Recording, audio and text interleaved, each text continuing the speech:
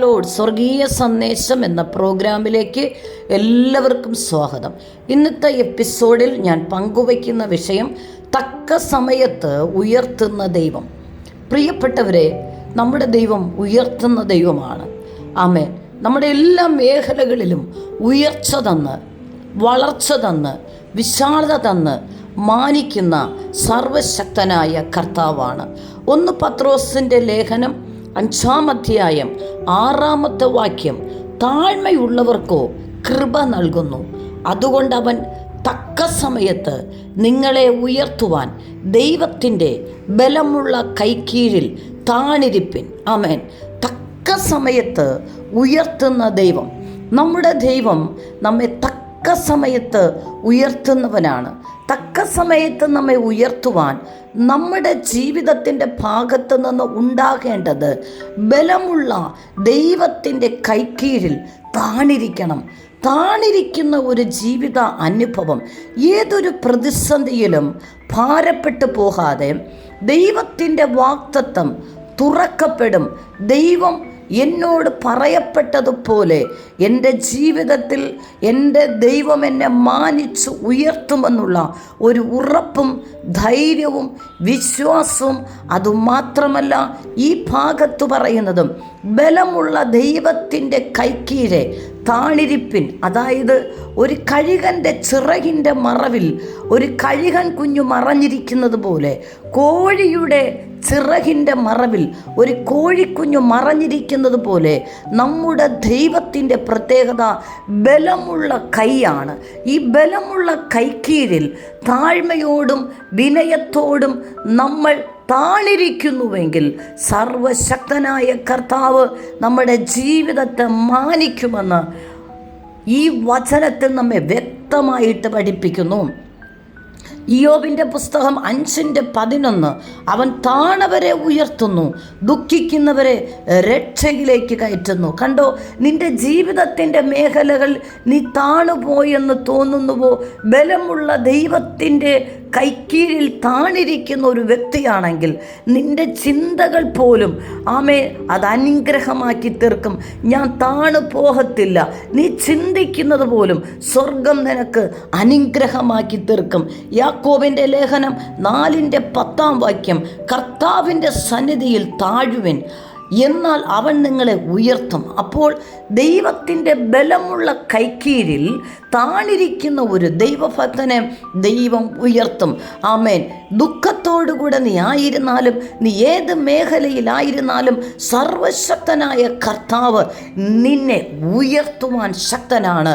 ഒറ്റ പ്രത്യേകത, ദൈവത്തിൻ്റെ കൈക്കീഴിൽ നീ താണിരുന്നാൽ മതി. താണിരിക്കുക, താഴ്മയോടെ ഇരിക്കുക, പ്രാർത്ഥനയോടെ ഇരിക്കുക, വാഗ്ദത്തത്തെ മുറുകെ പിടിച്ച് പ്രത്യാശയോടുകൂടെ ദൈവം എന്നോട് പറഞ്ഞിട്ടുണ്ടെങ്കിൽ, ദൈവം എന്നെ വിളിച്ചാക്കിയിട്ടുണ്ടെങ്കിൽ എൻ്റെ കർത്താവ് എന്നെ മാനിക്കും, എന്നെ ഉയർത്തുമെന്നുള്ള ഉറപ്പും വിശ്വാസവും നമുക്ക് ക്രിസ്തുവിൽ നിന്നും ഉണ്ടാകണം.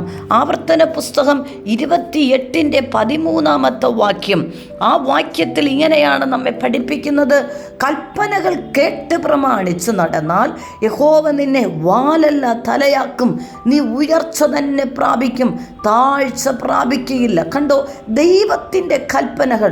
അപ്പോൾ ആരെയാണ് ദൈവം ഉയർത്തുന്നത്? ഒന്ന്, ബലമുള്ള കൈക്കീഴിൽ നീ താണിരുന്നാൽ സർവശക്തനായ കർത്താവ് നിന്നോട് കൃപ തോന്നി നിന്നെ ഉയർത്തും. അതുമാത്രമല്ല, ആരോടാണ് കൃപ തോന്നുന്നത്? താഴ്മയുള്ളവർക്കോ കൃപ നൽകുന്നു. അവൻ താണവരെ ഉയർത്തുന്നു. താണവരെ എന്ന് പറയുമ്പോൾ താഴ്മയോടെ താഴ്ത്തി സമർപ്പിക്കുന്ന ഒരു ദൈവഭക്തന് സ്വർഗത്തിലെ ദൈവം ഉയർത്തും. നിന്നെ വാലല്ല, നിന്നെ തലയാക്കും. സ്തോത്രം. തിരുവചനത്തിൽ അങ്ങനെ ഒത്തിരി പേരെ ദൈവം ഉയർത്തപ്പെട്ടതായി പരിശുദ്ധാത്മ നമ്മളെ വ്യക്തമായി പഠിപ്പിക്കുന്നു. ദൈവത്തിൻ്റെ വചനം പഠിപ്പിക്കുന്നു, തന്നെത്താൻ ഉയർത്തുന്നവനെല്ലാം താഴ്ത്തപ്പെടും, തന്നെത്താൻ താഴ്ത്തുന്നവനെല്ലാം ഉയർത്തപ്പെടും. പ്രിയപ്പെട്ടവരെ, ഒരു ജീവിതത്തിൽ, ഒരു ദൈവഭക്തൻ്റെ ജീവിതത്തിൽ ഉയർച്ച വരുന്നത് വടക്ക് നിന്നോ കിഴക്ക് നിന്നോ പടിഞ്ഞാറ് നിന്നല്ല, മറിച്ച് ദൈവത്തിൽ നിന്നത്ര ഉയർച്ച വരുന്നത്. ആമേൻ, സ്തോത്രം. എസ്തറിൻ്റെ പുസ്തകം 5-ാം അധ്യായം 11-ാമത്തെ വാക്യത്തിൽ ആമേൻ ദൈവസന്നിധിയിൽ ആമേൻ ആയിരിക്കുമ്പോൾ തന്നെ ആമേൻ ഹല്ലേലൂയ ജീവിതത്തിൻ്റെ മേഖലകളിൽ വിശ്വസ്തയോടുകൂടെ ആയിരുന്ന ഒരു ഭക്തനതയും ഉയർത്തുകയും ആമേൻ നിഗളിക്കപ്പെട്ടവനെ താഴ്ത്തുകയും ചെയ്യപ്പെട്ടത് എസ്തറിൻ്റെ പുസ്തകത്തിൽ നമുക്ക് വ്യക്തമാണ്. അതിൽ ഹാമാനെക്കുറിച്ച് നമുക്ക് കാണുവാൻ കഴിയും. അപ്പോൾ ഹാമാൻ വസ്ത്രവും കുതിരയും കൊണ്ടുവന്ന് മൊർദോഖായിയെ വസ്ത്രം ധരിപ്പിച്ച് കുതിരപ്പുറത്ത് കയറ്റി പട്ടണവീതിയിൽ കൂടി കൊണ്ടു നടന്ന് രാജാവ് ബഹുമാനിപ്പാൻ ഇച്ഛിക്കുന്ന പുരുഷന് ഇങ്ങനെ ചെയ്യുമെന്ന് അവൻ്റെ മുമ്പിൽ വിളിച്ചു പറഞ്ഞു. ഇത് ഹാമാൻ മൊർദോഖായിക്ക് ചെയ്യുന്ന കാഴ്ചയാണ്. അതുമാത്രമല്ല, ഹാമാൻ തന്നെ ഉയർത്തി സംസാരിക്കുന്ന ഒരു ഭാഗം നമുക്ക് കാണുവാൻ കഴിയും. അതിൽ ഹാമാൻ പറയുന്നു, രാജാവ് എന്നെയല്ലാതെ ആരെയാണ് ബഹുമാനിക്കാനിരിക്കുന്നത്? ഞാനാണ് ഈ കൊട്ടാരത്തിലെ എല്ലാ കാര്യങ്ങളും നോക്കുന്നത്. എനിക്കാണ് രാജാവിൻ്റെ അടുത്ത സ്ഥാനം. രാജാവ് എന്നോട് ചോദിച്ചിട്ടാണ് എല്ലാം ചെയ്യുന്നത്. പ്രിയപ്പെട്ടവരെ, ഞാൻ എന്ന ഒരു ഭാവം നമ്മുടെ ജീവിതത്തിൻ്റെ ഉള്ളിൽ നിന്ന് ഉടലെടുക്കുന്നുവെങ്കിൽ ഒരിക്കലും അങ്ങനൊരു വ്യക്തിയെ ഉയർത്താൻ സാധ്യമല്ല. പക്ഷേ ദൈവസന്നിധിയിൽ നിന്നെ ആക്കിയിരിക്കുന്ന ഇടത്ത്, ബലമുള്ള ദൈവത്തിൻ്റെ കൈക്കീഴിൽ ആക്കപ്പെട്ടിരിക്കുന്ന ഇടത്തും എൻ്റെ ദൈവത്തിൻ്റെ നാമം മഹത്വപ്പെടുവാൻ തക്കവണ്ണം ദൈവം എന്നെ മാനിക്കും. ദൈവം എന്നെ തക്ക സമയത്ത് ഉയർത്തും. അതുകൊണ്ട് ഞാൻ താഴ്മയോടെ നീ ദൈവസന്നിധിയിൽ വിനയത്തോടു കൂടെ ആയിരുന്നാൽ സർവശക്തനായ കർത്താവ് തക്ക സമയത്ത് നിന്റെ ജീവിതത്തെ മാനിച്ച് അനുഗ്രഹിക്കും. മൊർദോഖായിയുടെ ജീവിതത്തിൽ കൊട്ടാരത്തിൻ്റെ വാതിൽ കാവൽക്കാരനായിരിക്കുമ്പോഴും അവിടെയായിരുന്ന് തന്നെ ഏൽപ്പിച്ച ദൗത്യം എന്താണോ, വാതിൽ കാവൽക്കാരനായിരുന്നാലും അതിൽമേൽ താൻ പിറുപിറുക്കാതെ, അതിൽമേൽ താൻ ഭാരപ്പെടാതെ, മറ്റുള്ളവരെ നോക്കി അസൂയപ്പെടാതെ, ഞാൻ എത്ര നാളുകൊണ്ട് ഈ വാതിൽ കാവൽക്കാരനായിരിക്കുന്നു, എനിക്കൊരു സ്ഥാനമാറ്റമില്ലയോ എന്നൊന്നും പറഞ്ഞ് മൊർദോഖായി അവിടെ ഭാരപ്പെടുന്നില്ല. എന്നെ കേൾക്കുന്ന പ്രിയപ്പെട്ടവരെ, നിങ്ങളാക്കി വെച്ചിരിക്കുന്ന ഇടത്ത് നിങ്ങൾ ആദ്യം പോകുമ്പോൾ, നിങ്ങളുടെ ഓഫീസ് നിങ്ങൾക്ക് എത്ര എക്സ്പീരിയൻസ് ഉണ്ടെങ്കിലും ആദ്യം നിങ്ങൾക്ക് പരിശീലനത്തിന് വേണ്ടി ചില പരിശീലനം പോലത്തെ ചെറിയ ജോലികളായിരിക്കാം നൽകുന്നത്. ഒത്തിരി ഹാർഡ് വർക്ക് ചെയ്യാനുള്ളതായിരിക്കാം നൽകുന്നത്. നിങ്ങൾ അവിടെ പതറിപ്പോകരുത്. ഞാൻ ആരെന്നറിയാമോ, എനിക്ക് ഇത്രയും വിദ്യാഭ്യാസമുണ്ട് എന്നൊന്നും നിങ്ങൾ ചിന്തിക്കരുത്. ഏതു മേഖലയിലും ഏൽപ്പിച്ചിരിക്കുന്ന എന്തുവാണ്, ഇത് ഞാൻ ചെയ്യാൻ സന്നദ്ധയാണ്. താഴ്ത്തി ഏൽപ്പിച്ച് ആക്കി വെച്ചിരിക്കുന്നവരുടെ കീഴിൽ ബഹുമാനത്തോടെ, സ്നേഹത്തോടെ ഏത് കാര്യമാകട്ടെ നീ ചെയ്യാൻ തയ്യാറായാൽ സ്വർഗത്തിലെ ദൈവം തക്ക സമയത്ത് മനുഷ്യൻ കാണെ, ഭൂമിയിലുള്ള സകല ജനങ്ങളും കാണെ, നിന്നെ നിന്ദിച്ചവർ കാണെ, നിന്നെ പരിഹസിച്ചവർ കാണെ, നിന്നെ തക്ക സമയത്ത് ഉയർത്തി മാനിക്കുന്ന സർവശക്തനാണ്. ആ സർവശക്തനായ ദൈവത്തിൻ്റെ ബലമുള്ള കരങ്ങളിൽ നീ താണിരുന്നാൽ മാത്രം മതി. എന്നെ കേൾക്കുന്നവരോട് പരിശുദ്ധാത്മാവ് പറയുന്നു, നീ ദൈവസന്നി താഴ്മയോടെ ഏൽപ്പിച്ചു കൊടുത്ത് പ്രാർത്ഥനയോടെ ഇരുന്നാൽ മാത്രം മതി. യേശുവേ എന്ന് നീ വിളിച്ച് പ്രാർത്ഥിച്ചാൽ മാത്രം മതി. നിന്നെ ഈ ഭൂമിയിൽ വാലല്ല തലയാക്കി, താഴ്ചയല്ല, നീ ഉയർച്ച തന്നെ പ്രാപിക്കും. മൊർദോഖായിയെ ഏൽപ്പിച്ച ദൗത്യം കൊട്ടാരത്തിൻ്റെ വാതിൽ കാവൽ കാക്കുന്നതിനു വേണ്ടിയാണ്. എന്നാൽ താൻ അവിടെ വിശ്വസ്തനായിട്ട് നിൽക്കുമ്പോൾ തനിക്കെതിരായ ശത്രുവിനെ കൊണ്ടു തന്നെ രാജാവ്, അതായത് ദൈവം തന്നെ മാനിക്കുവാൻ തക്കവണ്ണം ശത്രുവിനോട് കൂടെ തന്നെ പറഞ്ഞ് ശത്രുവിനെ വിട്ട് തന്നെ ബഹുമാനിക്കുന്ന നമുക്ക് കാണുവാൻ കഴിയും.